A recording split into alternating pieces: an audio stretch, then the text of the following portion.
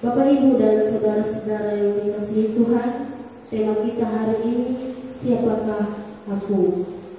Who am I? Siapakah aku? Kalau kita mendengar kalimat ini, siapakah aku? Kadang kita bingung, sebenarnya diri saya ini siapa? Ketika orang lain mengatakan siapakah kamu, mungkin kita akan menjawab, oh, nama saya ini. Saya belum menikah atau sudah menikah. Mungkin kita memberikan katakan saya bekerja di sini atau di sini. Nah, kalimat-kalimat seperti ini kadang membuat kita bingung. Sebenarnya saya ini siapa?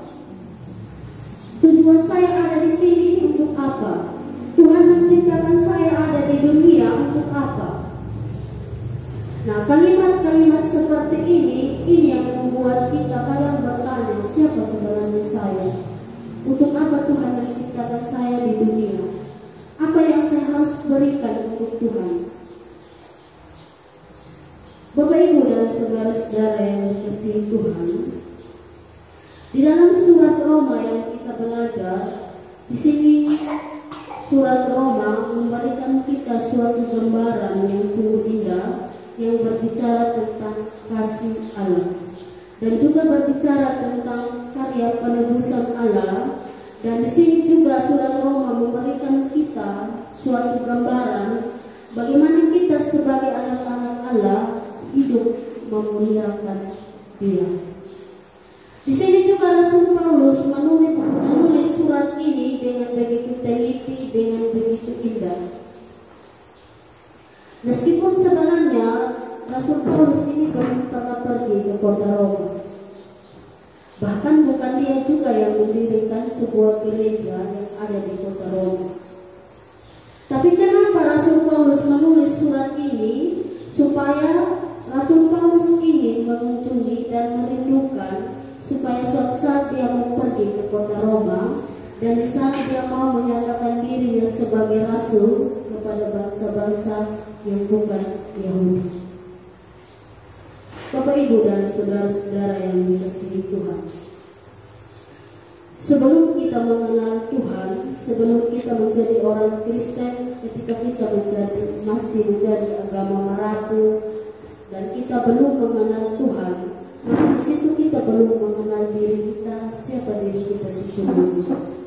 Tetapi ketika kita percaya kepada Tuhan, percaya kepada Dia sebagai satu-satunya juru selamat, dan percaya bahwa Dia sebagai Allah yang suci, maka di situ kita mengenal siapa diri kita sesungguhnya di hadapan Tuhan.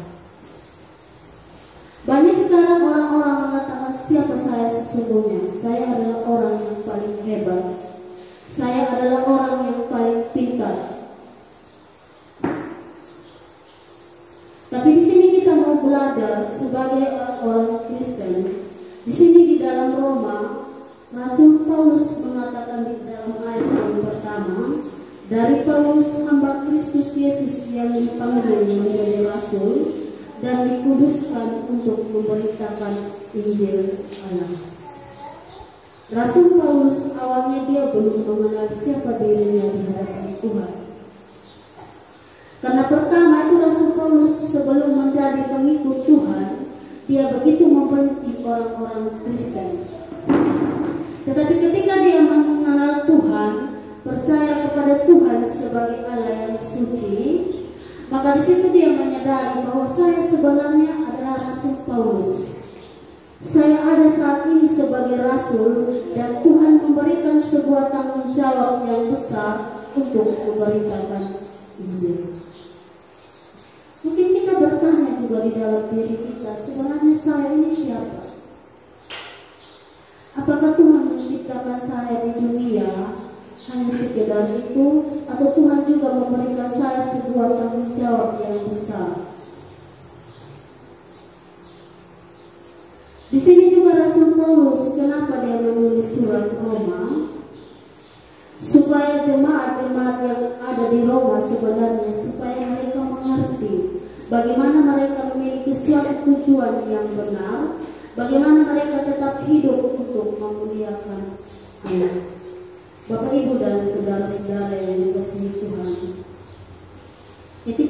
mengenal identitas diri kita, dan itu juga akan menentukan fungsi kita sebagai orang-orang Kristen. Nah, kita bersyukur bahwa Tuhan sudah memilih kita. Tuhan sudah memilih kita, memanggil kita untuk menjadi umat pilihan Tuhan. Lalu sekarang kita mengambil satu komitmen. Ketika saya sudah mengenal identitas diri saya sebagai orang Kristen, maka saya harus melakukan sesuatu apa yang saya mau berikan untuk Tuhan. Apa yang saya harus lakukan ketika saya ada di dunia? Apakah saya mau menjadi orang Kristen yang hanya berdiam diri dan saya tidak melakukan sesuatu untuk Tuhan? Atau saya mau menjadi orang Kristen ketika saya sudah mengenal identitas diri saya dan sekarang saya mau hidup untuk mau memuliakan Tuhan? Itu adalah suatu komitmen yang baik. Maka di sini juga Rasul Paulus demikian. Awalnya Rasul Paulus tidak mengenal identitas dirinya sebagai orang Kristen, tetapi ketika dia percaya kepada Tuhan, bahkan di sini Rasul Paulus menjadi hamba Tuhan yang luar biasa. Tuhan memakai hidupnya dengan begitu luar biasa, bahkan dia banyak menulis surat-surat Injil. Di sini kita mau belajar sebagai orang-orang Kristen, apa yang saya mau berikan untuk Tuhan. Tadi saya sudah katakan sebelum kita mengenal Tuhan, ketika kita masih hidup di dalam kegelapan, kita belum mengenal siapa diri kita yang sebenarnya. Tetapi ketika kita percaya kepada Tuhan, mengenal Tuhan dan percaya sebagai Allah yang suci, maka di situ kita mengenal siapa diri kita sesungguhnya.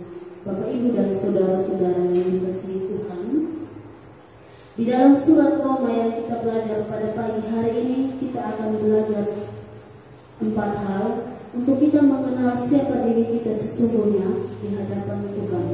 Yang pertama, kita berharga di hadapan Tuhan. Ayat yang ke-6, kamu juga termasuk di antara mereka, kamu yang telah dipanggil menjadi milik Kristus. Bapak, Ibu, dan saudara-saudara yang dikasihi Tuhan, ketika kita tahu bahwa kita ini begitu berharga di hadapan Tuhan, maka kita harus melakukan segala sesuatu yang sesuai dengan firman Tuhan. Ketika kita tahu bahwa kita begitu berharga di hadapan Tuhan, Tuhan menebus dosa kita, Tuhan menyelamatkan hidup kita, Tuhan memilih dan Tuhan memanggil kita, maka kita juga harus hidup sesuai dengan kehendak Tuhan. Ada begitu banyak orang-orang Kristen saat ini hidup menyimpang dari firman Tuhan, tidak lagi hidup sesuai dengan kehendak Tuhan, tapi hidup menurut dunia. Ketika kita menyadari bahwa Tuhan sudah menebus kita, Tuhan sudah membebaskan kita dari perbudakan dosa. Sekarang kita tidak lagi diikat oleh dosa dan Tuhan sudah memberikan kita suatu kebebasan. Dan di sini kita menyadari sebagai orang-orang Kristen, ketika kita begitu berharga di hadapan Tuhan, maka kita harus melakukan segala sesuatu untuk menyenangkan Tuhan.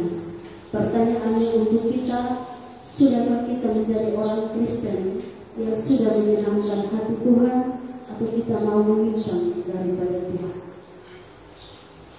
Apa yang kita sudah berikan untuk Tuhan? Apakah ketika kita ada di dunia, ketika kita sudah mengenal jati diri kita sebagai orang Kristen, identitas diri kita, apakah kita sudah melakukan segala sesuatu untuk Tuhan dan itu untuk menyenangkan hati Tuhan atau tidak? Bapak, Ibu, dan saudara-saudara yang dikasihi Tuhan, Rasul Paulus melakukan segala sesuatu hanya untuk Tuhan. Dia memberitakan Injil, bahkan dia mengabarkan Injil, bahkan dia menjadi saksi Kristus untuk bisa menyelamatkan, untuk bisa membawa orang-orang percaya kepada Tuhan. Bagaimana dengan kita? Jangan katakan tugas yang menjadi saksi Tuhan adalah seorang pendeta atau seorang gembala. Tidak. Ketika kita mengenal siapa diri kita, dan sekarang itu juga tugas kita sebagai orang-orang Kristen untuk mewartakan Injil Kristus pada orang-orang yang hilang. Hilang maksudnya orang-orang yang belum mengenal Kristus, orang-orang yang masih hidup di dalam kegelapan. Betapa kita begitu berharga di hadapan Tuhan, maka lakukan segala sesuatu yang menyenangkan hati Tuhan. Hal yang kedua yang perlu kita pelajari adalah kita adalah saksi Kristus. Bapak, Ibu, dan saudara-saudara yang dikasihi Tuhan, di sini Rasul Paulus menyatakan dirinya sebagai rasul, dan dia mengatakan dikuduskan dan memberitakan Injil Allah. Di sini Rasul Paulus begitu semangat mewartakan Injil Allah kepada bangsa-bangsa yang bukan Yahudi yang ada di kota Roma. Rasul Paulus menginginkan supaya jemaat-jemaat yang ada di kota Roma, mereka mau hidup sesuai dengan kehendak Tuhan. Rasul Paulus menginginkan supaya jemaat-jemaat yang ada di kota Roma, mereka mau melakukan segala sesuatu untuk memuliakan Allah. Bagaimana dengan kita? Sudahkah kita menjadi saksi Kristus? Sebagai orang-orang Kristen, sudahkah kita menjadi saksi Kristus bagi orang-orang yang belum percaya? Sebagai orang-orang Kristen, tentunya kita harus hidup menjadi saksi bagi Kristus. Bagaimana kita memberitakan Injil kepada orang-orang yang masih hidup di dalam kegelapan? Makanya sekarang kita program tahun ini adalah konser. Karena selama ini kita persekutuan rumah tangga kayaknya kurang bertumbuh. Ada yang datang, ada yang tidak datang. Makanya penting ini kita buat konser. Bagaimana kita sharing pengalaman kita ketika kita menyatakan kasih Tuhan kepada orang lain. Makanya penting kita adakan konser. Bagaimana kita saling membangun, saling mengasihi. Bagaimana kita bersatu untuk mewartakan Injil Kristus. Jangan kita hanya buat konser untuk membuat satu program ke depan apa yang saya mau buat, tidak.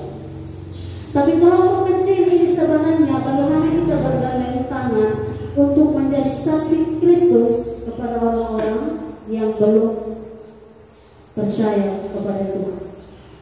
Bapak, Ibu, dan saudara-saudara yang dikasihi Tuhan, jadilah orang-orang Kristen yang menjadi saksi Kristus dan mau hidup memuliakan Tuhan. Dan hal yang ketiga yang perlu kita pelajari pada pagi hari ini, kita adalah milik Kristus.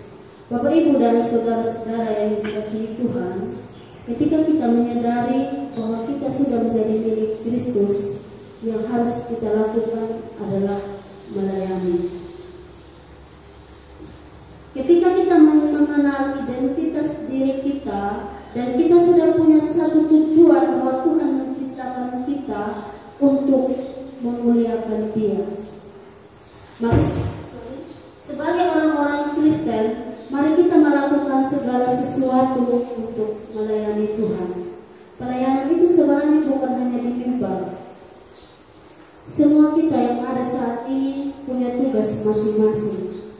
Ada yang di gereja, ada yang di sekolah, di kantor, di rumah sakit.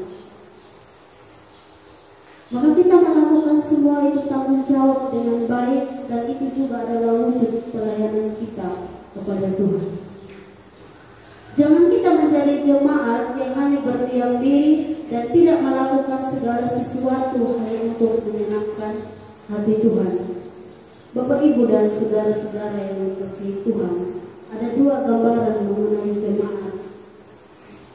Jemaat kadang digambarkan sebagai biliar. Biliar itu kalau disodok baru dia jalan. Kalau tidak disodok dia tidak akan jalan. Dia tetap diam. Kadang itu jemaat juga demikian. Disuruh baru melakukan. Kalau tidak ya diam. Ketika itu sebagai sebagai rutinitas pelayanan baru kita lakukan. Kalau tidak, ya tidak. Maka di sini kita mau belajar, jangan kita menjadi jemaat yang hanya berdiam diri. Ketika kita mengenal identitas diri kita dan kita mau melakukan segala sesuatu sebagai milik Kristus, maka lakukan pelayanan itu dengan tulus. Lalu hal yang kedua, jemaat selalu digambarkan seperti jarum jam. Bapak Ibu tahu, pasti semua di rumah ada yang punya jam. Jarum jam itu tidak ada yang suruh dia, tapi dia tetap berjalan. Tek, tek, tek. 24 jam itu dia akan terus berputar. Tidak ada yang suruh. Maka kita juga sebagai jemaat melakukan hal yang demikian. Tanpa kita disuruh, itu pun kita harus lakukan. Kita harus berpikir bahwa segala sesuatu yang saya lakukan ini bukan untuk manusia, tetapi untuk Tuhan. Maka lakukan segala sesuatu sebagai milik Kristus dan lakukan itu untuk kemuliaan nama Tuhan. Ketika kita mengenal siapa diri kita, tujuan kita ada di dunia, tujuan Tuhan menciptakan kita, maka kita harus melakukan itu sesuai dengan kehendak Tuhan. Dan segala sesuatu yang kita lakukan, kita mau lakukan untuk kemuliaan nama Tuhan. Amin. Untuk firman Tuhan, biar firman Tuhan yang kita sudah dengar boleh memberkati kita. Amin. Mari kita berdoa. Bapa yang baik, Bapa yang mengasihi kami, kembali kami datang di hadapan-Mu. Kami sudah mendengarkan firman-Mu, kiranya firman yang sudah kami dengar, kami boleh lakukan di dalam kehidupan kami. Terpujilah nama Tuhan, di dalam nama kami berdoa dan mengucapkan syukur.